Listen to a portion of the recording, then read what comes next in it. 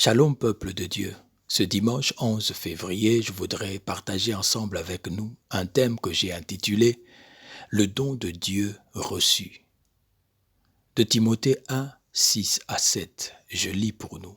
« C'est pourquoi je t'exhorte à ranimer le don de Dieu que tu as reçu par l'imposition de mes mains, car ce n'est pas un esprit de timidité que Dieu nous a donné, mais un esprit de force, d'amour et de sagesse. » C'est en vertu de la foi sincère qui est en lui que l'apôtre exhorte Timothée à ranimer le don de grâce qu'il possède, c'est-à-dire à ne pas le laisser s'éteindre. Un don peut s'éteindre par manque d'usage. Le don de Timothée avait pour but l'exposition de la parole, l'exhortation, l'enseignement. 1 Timothée 4, 13.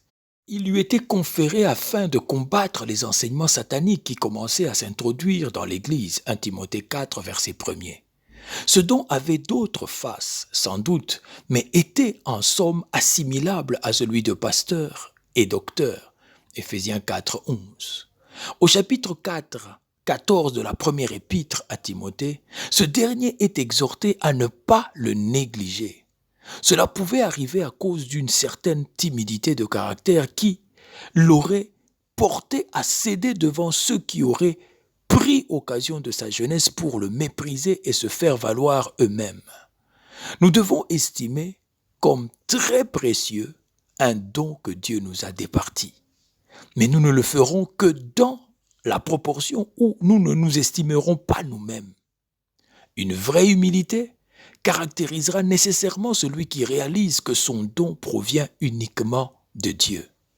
L'humilité de Timothée le portait à négliger plutôt son don qu'à s'emparer. Mais cela aussi constitue un danger réel. Ainsi, l'on peut trouver d'un côté l'orgueil de la chair qui s'attribue le don, de l'autre, une certaine crainte charnelle qui nous empêcherait de le faire valoir. La méfiance de soi, la timidité naturelle sont encore une expression du moi en nous. Nous estimer moins que peu de choses, c'est-à-dire rien du tout, nous expose au danger d'estimer le don de Dieu reçu comme aussi peu de choses, au lieu de l'estimer bien haut comme tout ce qui vient de Christ. Timothée devait donc ranimer son don, dit l'apôtre Paul, car Dieu ne nous a pas donné un esprit de timidité ou de crainte. En parlant de l'esprit de crainte, l'apôtre ramène Timothée au don du Saint-Esprit, à la bénédiction initiale ayant son origine à la Pentecôte. La puissance de l'esprit que nous possédons reste la même et ne change jamais, même au plus mauvais jour de l'Église. Nous disposons d'une puissance illimitée. Le Saint-Esprit rend le croyant capable de servir vaillamment, de supporter patiemment, de souffrir triomphalement et s'il le faut de mourir glorieusement. Seulement, combien de chrétiens à l'exemple de Timothée conservent encore des traits de caractère comme la timidité, la crainte, excepté la crainte de Dieu, l'orgueil, la présomption, la cupidité, etc., qui sont incompatibles à l'Esprit de Dieu en nous. Ceci avait comme conséquence l'extinction du don reçu.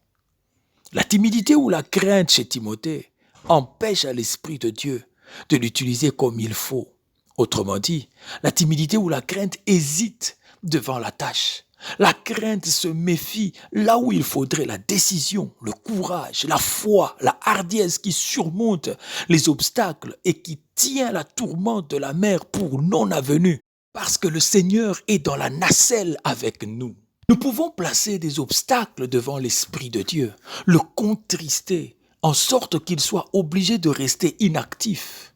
Mais lui n'est nullement affaibli. Il n'y a aucune raison en lui-même pour ne pas remplir le vase dans lequel il a été versé.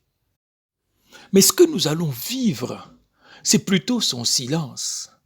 Son silence provient de notre mondanité et de ce que nous maintenons dans nos cœurs, des idoles auxquelles le Saint-Esprit ne peut permettre d'exister à côté de lui, en nous qui sommes son temple.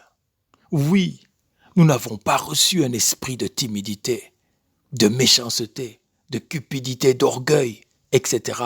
Mais à la Pentecôte est descendu un esprit de puissance, d'amour, de conseil.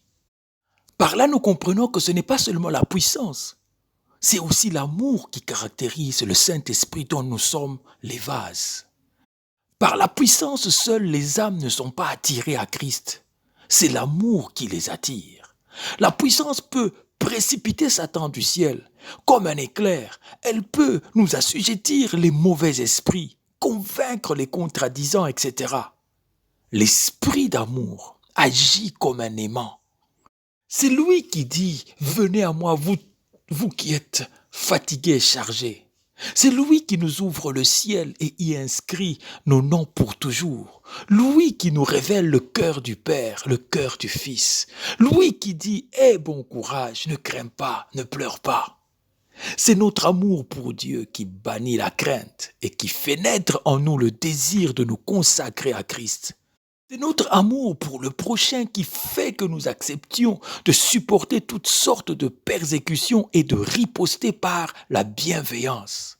Timothée avait aussi à se souvenir que l'esprit donné de Dieu est un esprit de conseil ou de sobre bon sens. Nous avons besoin d'une direction après être devenus les vases du Saint-Esprit. Oui, il nous faut un esprit qui pèse calmement les circonstances sous le regard du Seigneur, qui ne prétende pas à de grandes choses, qui juge enfin équitablement selon les circonstances et agit dans le cercle restreint qu'un sobre bon sens trace autour de nous. Le Saint-Esprit en nous ne tremble pas, n'est pas saisi de crainte vis-à-vis des résultats de son action. Il va paisiblement en avant dans le chemin uni que Dieu lui a tracé, sans grande manifestation, sans grand fracas, mais développant d'autant plus ses caractères de puissance et d'amour qu'il le fait dans les circonstances de la vie moyenne et journalière où il est appelé à agir. Veillons sur le don reçu de Dieu, car il est tellement précieux. Que Dieu nous bénisse.